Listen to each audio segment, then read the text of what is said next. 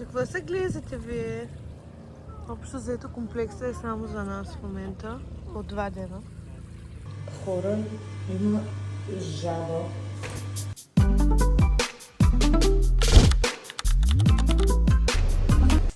Ето това е нашата стая. И тук вече е терасата. Гледката от нашата тераса. Оставам да ви покажа. И тук закусваме. Мам, пиш. Имаш пиш? Да. Хайде. И ето да ви го покажа комплекса. Ние сме тук на релакс зоната. Ето това са къщичките, в които сме отсетнали. Стефи, харесва ли ти тук? Да. Харесва ти? Да. Отиваш да нанкаш ли, мамо? Не намкам. В нашата стая, мамо. Това стая. Нашата, мамо. Е там? Да.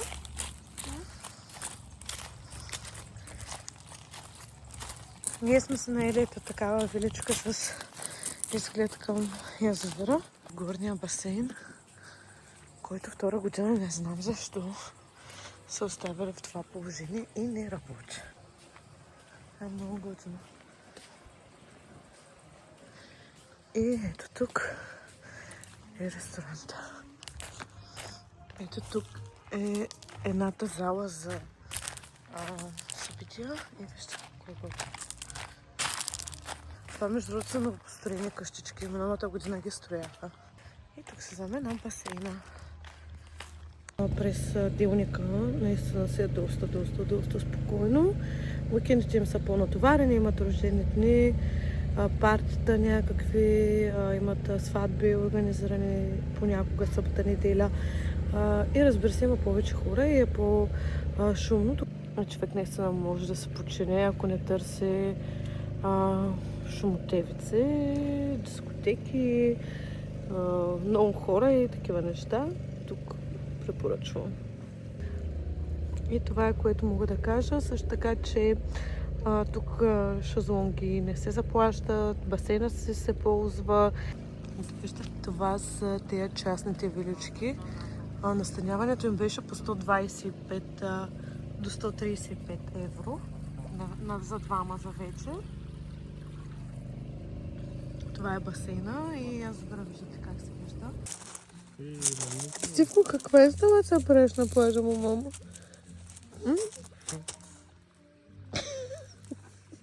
Постиваш се да спиш на камъните, ли? А? Стиви? Абе ти виж колко добре си постила иначе с дедо.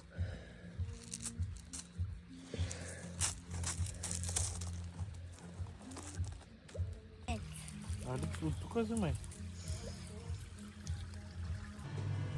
Хора, има жаба. Вижте. В банята. Откачвам. Ужас. Това е един от баровете, които го отвориха буквално в петък, преди 2 дена. Вижте колко е готино. Жалкото е, че няма хора през седмицата. Тук има още една шатра, която е такава розова. Надолу има една, ето е тази, която също е много готина. Въобще взето има доста неща. По-горе има детски кът. Миналата година имаше петък и събота, когато бяхме. Имаше много хора, имаше парти, организирано с диджей, но тази година сега сме през седмицата и няма хора. И разбира се, долу не работи. Влезе една жаба, между другото, в басейна. Сега отиват да я ловат. Не знам откъде дойде. Направо скочи в басейна. Отиват да я фащат Пламен. Гледайте какво става. Да не я засмучи прахосмукачката. Къде отиде? Сега къде отиде? Къде? Ще не виждам. Оле, Дето ти гледа паника. вижте. Е, това ми е. Ох май гад. Тя първо покачката ще я вземе. Стефи, моля те, мамо, не май да не паднеш. Планиня. Тя ще скочи. Типко, айде. Айде отиваме да се пробичаме и да бъдем да пасваме. Малко навида. Малко навида. Какво?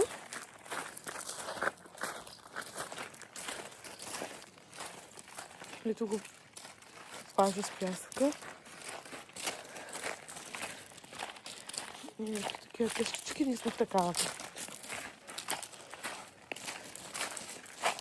Ето тук има между другото още една шатърчка, която е за такива събития, партията. За компанийки да се събра. Солейл Бич Бар. Какво, мамо? Вижте, има и фитнес, Вече ще я хвана. спа и релакс. Но не работят.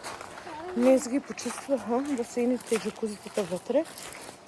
Но предполагам, че работят само през есенно-зимния период. А фитнеса, между другото, миналата година, когато дойдохме, беше с чисто нови уреди. Ама чисто нови. Дори имаш и пилатес, такова, за пилатес, където са, което е вау. Вижте каква гледка има само. Уникална. Да не забравяме частта да се изпием витаминките, нали, мамо? Да. Точно така. Браво, маменце. Вкусни ли са витаминките? Да. Добре. На мама рекламното лице си, че мамо. Не го чиш, Валяк. Ох, колко хубаво си ги пиеш. И ще бъдеш здрав, нали така? Да. Точно така.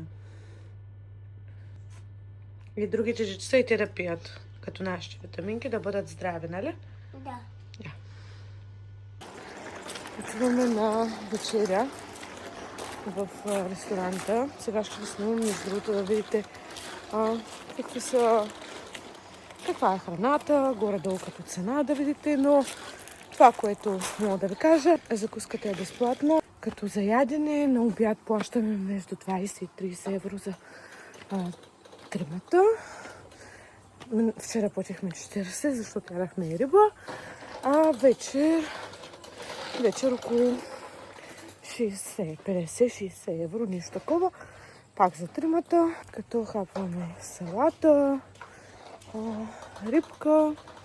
Стефка си поръчва някакви хапки, картофи, риби и така нататък. И така, че с пиенето и яденето мисля, че е добре.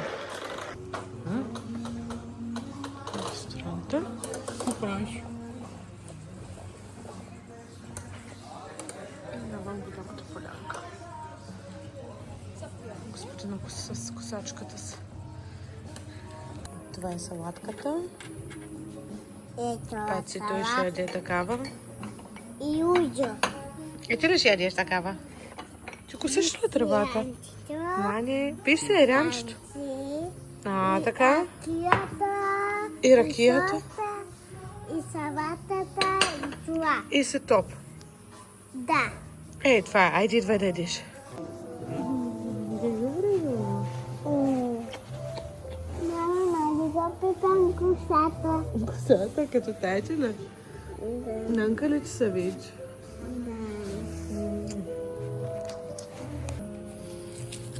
Той тирамисото, което току-що наядох. Защо съм всяка една храна, след като я ядям? Не знам.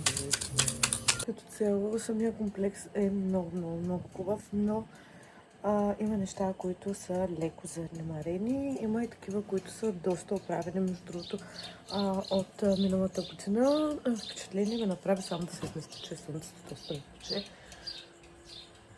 Впечатление ме направи, между другото, че цените са се вдигнали много малко. Миналата година нощувката беше 120 лева, в момента е 75 евро, което е 150 лева почти. Но това е цена за двама души, плюс, нали, детето то е безплатно, с включена закуска.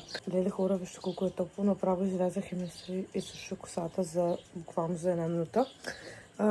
Цените в самия ресторант не са се променили, което ми направи огромно впечатление. Аз за първи път, откакто еврото е влязло, отивам в ресторант, в който цената да не е променена на нещо или грамажа да не е променен. Всъщност тук една лимонада струва 5 евро, 1 литър.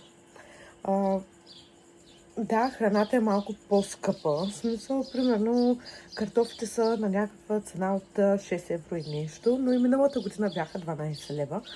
В същия момент пък рибата е 11 евро, ципура, цяла ципура е 11 евро, което нали, има неща, които са много завишени цените, други са пък нормални цени.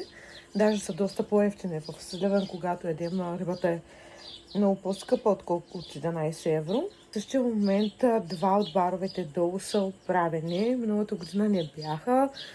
Ние дойдохме точно след буря. Беше доста мръсно и занемарено. Външните барове говоря. Сега са ги оправили. Ето е тук всяка сутрин. 2 сутрини подред. Ходим да фащаме рибка. И сме фанали хора. Фанали сме около 20 рибки чернопери. И такива попчета има. Много е готино, между другото. Наистина човек, ако иска да си отпочине, тук наистина му го препоръчвам, защото е много, много, много хубаво. Ние се прибираме в някаква зверска буря, а вие не забравяйте да се абонирате за канала ми, да ме подкрепите и да гледате видеята, които качвам.